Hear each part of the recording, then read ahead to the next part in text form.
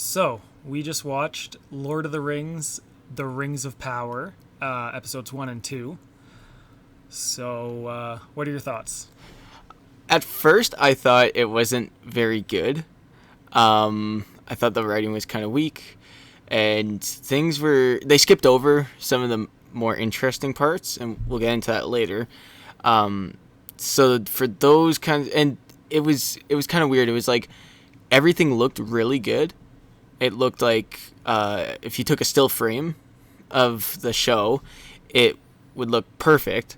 But as it like when it moved and as the show like went on, there was a lot of tropes and like some acting was a little weaker. The writing didn't help that, and I just didn't feel like the best first impression from that episode one specifically.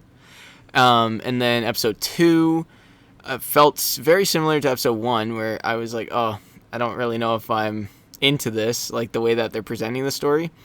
And then, I've had a few days to think about it, and it's not that bad. Like, it's better than average, but it does have some a ways to go. Yeah, I'm kind of feeling the same way. Like, the pilot episode, it was kind of rough. Like, visually, it looked pretty good, although there's some wacky scenes.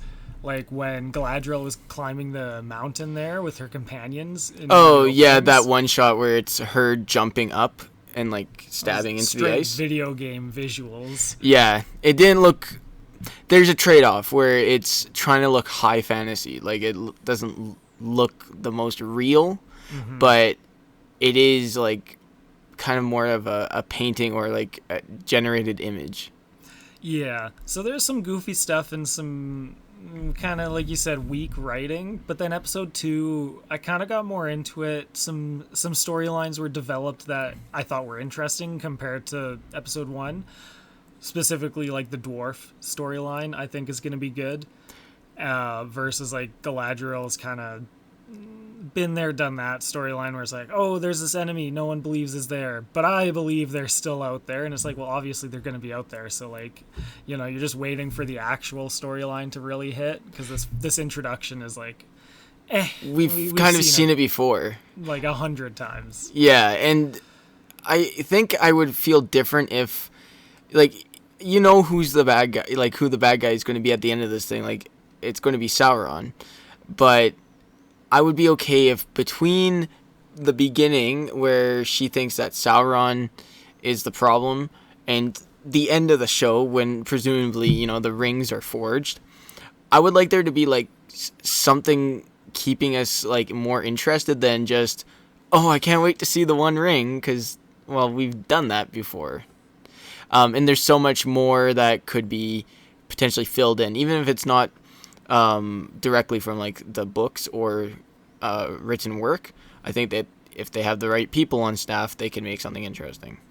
And speaking of the written work, that's what's gotten me more interested post watching episode 2, is that like every time I read up on it, I'm like, man, there's so much interesting stuff that happens. And then I'm like, but the show hasn't done that yet. So I'm like, I'm invested in the world, but not what's on screen. Just because of what's on screen, yeah. So I'll give my score for episodes 1 and 2. I think we have to score them together. Yeah, we'll do a package deal. Yeah, so for me, it's between like a 6.5 or a 7. But I'm going to give it a 7 because I think looking back, this show, we're going to be like, man, it's really good. But what we've been presented so far, there's a lot of room to grow. Yeah, so I can only give it a 7. Yeah, I would agree. 7. Like, for me, in terms of scores, like, 5 is, if you look at between 1 to 10, 5 is the average, right down the middle. But to me, that's a low score. So for me, a 7 is like, this is average or slightly above average. So that's where I'm going to go with this one. Probably a 7, and it's mostly because at first my initial reaction was not very positive, but then I've had some time to think about it, and it's a 7 for me. Yeah. So quick thing on our ratings is like, so far the only 2 shows we've been discussing is House of the Dragon and Lord of the Rings, which are visually and like production quality way above average. So when we say like a 7, we're reserving our like 4s and 3s for a show like, I don't know, Teen Wolf, for example. Yeah, something very low quality. Like, it might come up depending on what we end up covering, but and we also are rating based on when more episodes come out. We'll rate it based on the show as well, not just a general score. So yeah, right now both of us at a 7. Yeah. Let's get into the episodes or into the show. Who do we have for characters? Well, I think they introduced 3 characters in the pilot, but it seems like the one they want to focus on the most is Galadriel, because that's the first one. We got kind of a flashback scene of Galadriel as a kid, and then the first couple scenes were all Galadriel focused. But then we've got Nori, the Harfoot, and we've got Arondir, the elf, who's in human territory, He's kind of like a over. ranger. Yeah. Ranger elf. So yeah, those were kind of the main ones, and then they had some extra characters in there, like Elrond was probably the biggest of them. It seems like he's gonna get a lot of B stories, because they didn't seem to make him a main character, but then in episode 2 he kind of went off on his own. Yeah, I think it's going to be one of those shows where it's a mix, where it's like they have this collected cast, and then every episode or every couple episodes, it's different people's stories or different groups. Like with episode 1, Galadriel, like you're saying, Nori, and then Arondir. Those were our focus, but mostly Galadriel. And then episode 2 was Elrond, and we get introduced to dwarves in episode 2. But the one thing I wanted to bring up was episode 1, kind of close to the start, after we get the flashback or the opening with a young Galadriel. They show in a voiceover, as well as some visuals, the battle of the First Age with battling against Morgoth in Middle Earth, where the elves go from what's the name of that? Out in the west? Yeah. Their homeland? Yes, their homeland, and they move to Middle Earth to fight Morgoth, who has stolen the life from their homeland. And that looked so interesting. It only lasted a few minutes, and I think that within that battle, like that First Age, hunting out Morgoth and like fighting those huge battles, that's something we haven't seen. We've seen Sauron. I would have liked to see maybe, they could have done a whole season of that. Yeah, and this is what we talked about before too, is like, what's the plot of the show so far? Oh, we got to fight Sauron before he gets control of the One Ring, which, I mean, obviously I don't know about the ring yet, but that's exactly what the plot of the trilogy was, hey, we got to go fight Sauron, he's coming into power. So it's like, on a basic level, the plot seems very similar, whereas, yeah, like a different enemy, Morgoth, in the First Age, which we've never seen before, that would have been interesting, but I think the world has more going on in the Second Age, which might be why it's more focused there. Like, the dwarves have more going on, the humans have more going on, but the elves is kind of less interesting than maybe what the First Stage could have been. Yeah, it could have also, a direction they could have going into the Second Age isn't that when the wizards show up? They show up in the Second Age leading into the Third Age. Yeah, so that's actually something, the Stranger, we haven't talked about yet. The cliffhanger to the episode that didn't really need a cliffhanger because they released them back to back. The comet with the Stranger. Who do we think the Stranger is? Okay, so I wasn't sure at first, and then I started to think about it. I think it's Sauron. My first thought was Gandalf for sure. Well, not Gandalf specifically, but one of the 5 wizards that, are in the lore. But if they're going to do it, it's probably going to be Gandalf. But then you mentioned Sauron, and I'm like, well, it could be. That could be like the twist ending of season 1, because there's only 8 episodes, and so we're a quarter of the way in. The twist ending could be like, oh, this guy who we think is super helpful is actually going to be evil. But then, if he is Sauron, then who's the antagonist going to be for these next 6 episodes that are coming out? Well, I think they could do it 2 ways. They could lead us down the path of this is Sauron, but then twist it's another wizard, or they can make you believe that it's one of the wizards and twist it's Sauron. Like, they could go both directions, but I think it's more so it's going to be Sauron. It's going to be this thing where they thought it was probably more interesting than it was, and it's going to be obvious, you know. But I think I don't. Yeah, I would hate that for that to be like the twist of the season. I don't know if they should ride it out for like into season 2. I just think it's kind of a weak thing because like the show is so hard for me to talk about because there's a lot of like unknowns about it because the parts that they're adapting are very small. But then there's so many like if they write it wrong, it'll be so obvious as to what's going to happen. Yeah, like we know what happens in the Second Age, which is the forging of the rings, and Sauron coming into power, the fall of man, like all that stuff. So the interesting thing is how are they going to do it? But so far the setups have been underwhelming. Underwhelming, yeah. And I think one thing with the stranger coming down is I could be wrong about this, but I'm fairly certain Sauron had deceived whoever forged the rings, right? Yeah. Which is Celebrimbor? Celebrimbor, yeah. Yeah, so if he's coming as a stranger with benevolent powers such as magic, he could get his way into being liked and then get the one ring forged and given to himself. And then that's how you get Sauron in power. Yeah, the only question I have about that whole thing is like what are they going to do to justify the comet itself? Like the fact that he literally came from the sky. Well, it's not too crazy. Like some of the beings show up just randomly on boats, but they're not necessarily from a specific land. So it's just kind of like, ooh, magic, and then that's the whole explanation? Yeah, I think that'll be it. I've heard speculation that it could be Tom Bombadil. Is that correct? Yeah, so I had that thought as well, but I looked into it a bit more, and it sounds like Tom Bombadil is not really the kind of character you'd be making a focus in a show about the Rings of Power, just because he doesn't really do much. As far as I'm aware. Sidelined on the story, like in terms of the fate of Middle Earth, but he is quite a powerful individual, and we haven't seen him on screen. So that could be an interesting, because my understanding is that he's like almost like God or something, like a form of God. He was like born before the beginning of time or something crazy like that, which is why it could be him. But if he only came into Middle Earth during the Second Age, like through the comet, then it really can't be him according to the lore, as far as I know.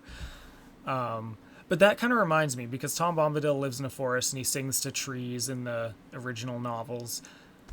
Speaking of trees, that's one of the characters we haven't really seen. I think we got like one quick shot of an Ent. But do you think they're going to make Ents part of this show? No, they're just a tease. I think it's just teasing us, showing like, oh, they're out there. Like there's certain things you do as a property to keep people talking, right? And I think that was one of them. That was kind of the stinger, a little bit of a stinger at the end of the episode 1. With episode 2, we got Elrond going to the dwarves to help Celebrimbor build his tower that will eventually forge the rings in. Yeah, which to me was probably the most interesting aspect of episodes 1 and 2 was the dwarves, just because of the characters were likable during those scenes, and they had like camaraderie. It wasn't anything crazy, but they had good chemistry and like emotions that weren't just like, I want the character to be like this, so that's how they're gonna be. Yeah, it actually seemed like they were writing a character and not just point A to B really quick, like this is their goal. So, and as a point of comparison, Nori and her friend, who's Poppy, yes, when they were talking, it was like Nori would do something and then Poppy would be like, that's just not who you are, Nori. And she'd directly characterize Nori for us, the audience. So that we could catch up really quick? So we could be like, oh, so that's the type of person Nori is, or the type of Harfoot Nori is. Whereas with Durin, it was through his actions that we learned about him, which is why those scenes were more interesting to me, where it's like he had resentment towards Elrond for not visiting him, and like that was stated, but the like The whole the tone emotions going into it was that. yeah, like you could tell with the way they did the test of endurance, he was like he was acting a certain way, and then afterwards, but then in the dinner scene, he was kind of like relenting a bit because he really does like Elrond. He was just mad because His friend missed so much, 20 years of his life. yeah, and it didn't take Elrond being like, "Oh, you're mad at me because I missed 20 years of your life." It was like they stated that once, and then they showed the emotions throughout the rest of the scene. And I think that was the strongest part of both episodes. Arondir, I think, could be more of an interesting character. Unfortunately, he's stuck in a forbidden love story with a human woman. Okay, speaking of the child of that human woman, is that going to be our season 1 antagonist? Is it possible that he becomes like a... You know how there's the mouth of Sauron and like those people who got warped by Sauron's corruption? A Nazgul rider. One of the ring wraiths? Yeah. Maybe that's kind of what they're working on there. I've also seen speculation that we don't see his ears and we don't know who the father is. And so that there's two leading theories I've seen is that Arondir is the father or Sauron's the father. A follower of Morgoth or Sauron. A follower I could get behind, but those other two theories, I don't like them. Yeah, I think if it was the son of Arondir, that could become an interesting thing down the line because he shows like resentment towards the elves. You know, that whole Southland area despises them. But if he found out that he was like mixed, it could be an interesting character moment. And then Arondir having to like try and father a human. Just logistically for me, it doesn't make sense because the way they're acting is as if they haven't had any intimacy, Arondir and the human. Whereas if that was Arondir's kid, then they would have had intimacy in the past, so all their like hesitation in episodes 1 and 2 just wouldn't. But it could be line hesitation from being too distant. Nah, I don't know. I see it somewhat, but you know, I personally don't think that's the case. It's an interesting theory. The ending of episode 2 is Galadriel on the raft and a boat rolls up with people coming to pick her up. Who do you think it is? The Numenor. Yes, and that's who Aragorn is, correct? He's a descendant of them, yeah. Yeah, so I think that with the human that she was on the raft with, that they were kind of playing it off as like an Aragorn light, but he's from the Southland. He's a human, right? But I think they never said where they come from, did they? Yeah, they said they were from the South. Never mind. Yeah, and that's her next stop is south because of the orcs, but the Numenorians, I think it's going to be interesting seeing them. And once people realize that Aragorn comes there, because I don't think a lot of people who watched the Lord of the Rings movies necessarily picked up on that. Yeah. So I think it'll be a good thing to flesh out. Speaking of orcs, what do you think of the new designs and how they acted and all that stuff? So something that you pointed out to me was, I was like, oh, those look like goblins, not orcs, which is like same, but different. And when I think orc, I think of the Uruk-hai from the original trilogy, which are bigger, badder, stronger than all the rest. But I think that design is kind of good because it's a strong design. It's very practical too in the way they did it, which like, you know, that some people might like, some people might not like. But starting off with like the base orc gives you room to like escalate the bad guys in season 2 and 3 and beyond.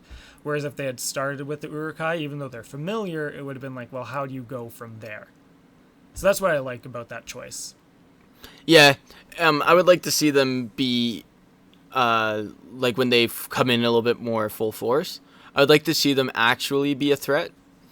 And then, you know, like you're saying, when we see different monsters, it would kind of give us like a power scale of like, well, if the orcs are like the easier guys, but they're also tough, like people are getting murked by them, and we get to like the next level, well, that could just introduce like a lot more tension, and especially in battle scenes, instead of just like they're just chopping up, hundreds and hundreds. Yeah.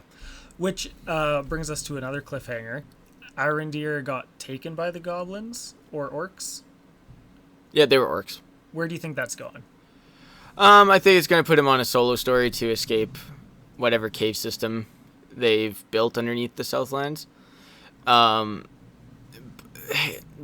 I think it's hard to predict where the show is. Like, we know like the teases that they're giving us on each episode, but as for like the exact thing someone's going to do, I couldn't tell you. Yeah, I just know I'm not invested in his story yet. So seeing him like break out of like the orc encampment or whatever ends up happening, as of right now, I'm like, it'll just be filler to me, and I'll be waiting for like the next dwarven scene or the next I don't know, Gilgalad scene, which that's a bad example. I'm not a huge fan of Gilgalad either, but like I'll be interested to see where the humans come in, the humans from the boat.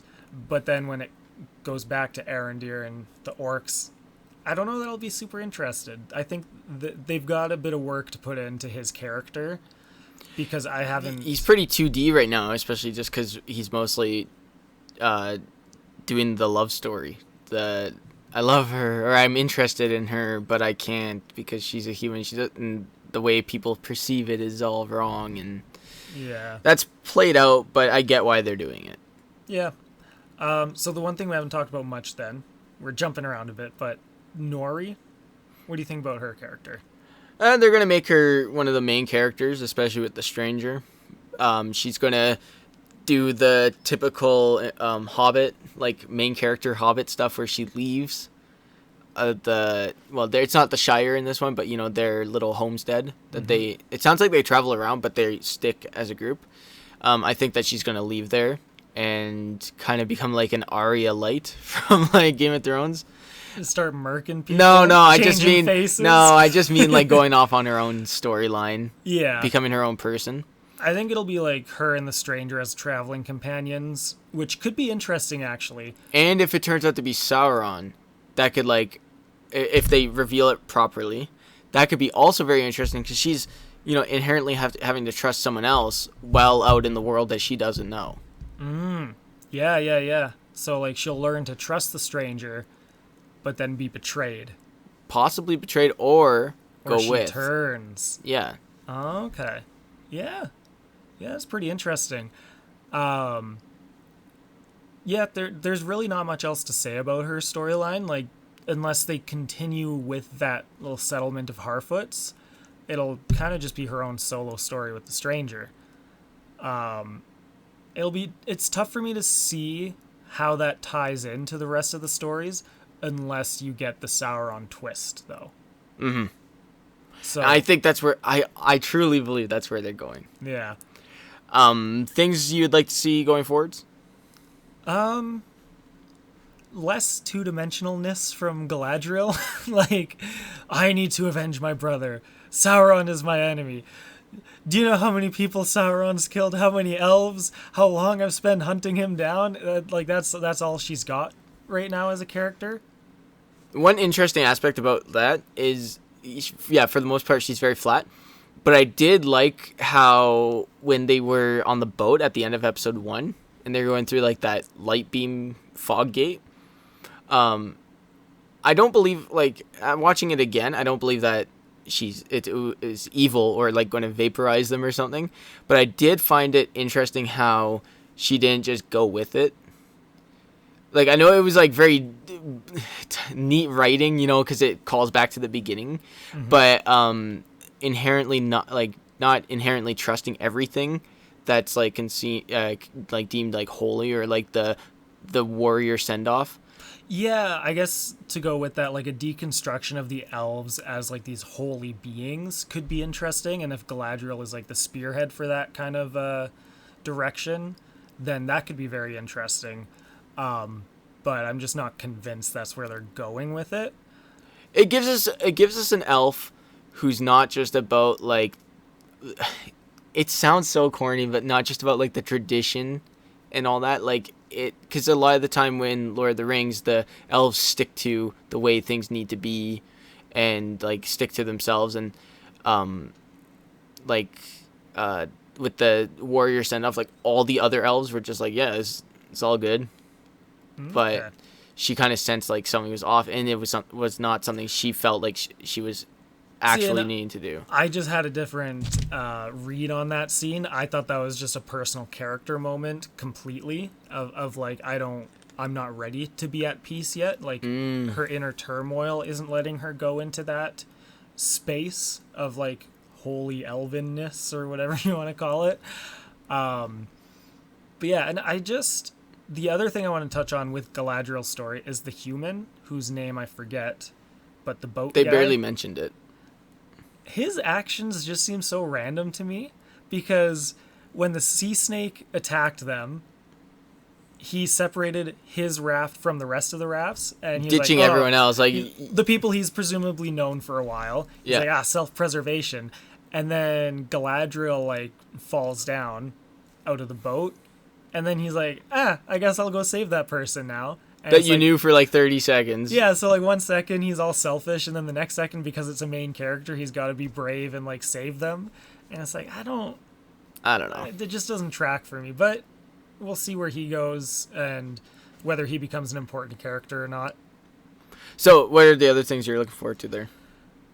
More dwarves, and I want to know what that little secret they've got going on is. My guess is Mithril. I'm with you on that one. The other one someone floated was the Arkenstone, but I don't think that that's really relevant to the story they're building. No, that seemed very Hobbit specific. Yeah. Like, it probably was in the books, but it seemed like they really pumped that aspect of the dwarves for the Hobbit to have like another plot A point. MacGuffin. Yeah, Yeah. something that they're chasing. And with the dwarves, I'm interested in seeing if the Balrog comes in at all. Or like, because Having to trap it down in the mines. Because you hear about the mines of Moria, they dug too deep, they got too greedy, but we're not at that point in the story yet. So like that progression into like they discover something and they just try to exploit it, and then it comes back and like attacks them, basically, like their greed is their downfall. I think that's going to be so interesting if that's where they go with it. So That'd be interesting if they like do a parallel story with the rings being the downfall of man, and the dwarves digging too deep, and like greed is the downfall of the mines of Moria. That's fitting. yeah. So I didn't know that. That's okay. I'm looking forward to that too now. yeah, right? Just the dwarves in general. I'm excited for them. And then I also liked Elrond in episode 2 when he went off on his own. You could tell he was thinking his actions through, and he had a plan, and he wasn't just some, poet elf guy. He's like a Not just a diplomat. herald. Yeah. So if they continue to develop his character, that goes along with the dwarf storyline. So that's interesting to me. I would like to see like the pairings, like Durin and Elrond. And maybe like Celebrimbor shows up every once in a while, but that's like their storyline. These two characters, they're together. Galadriel and someone else. She hasn't really stuck with anyone long enough. I think it might be the human. The human and her, they do their own thing. And Nori and the stranger, you got Arondir and that family.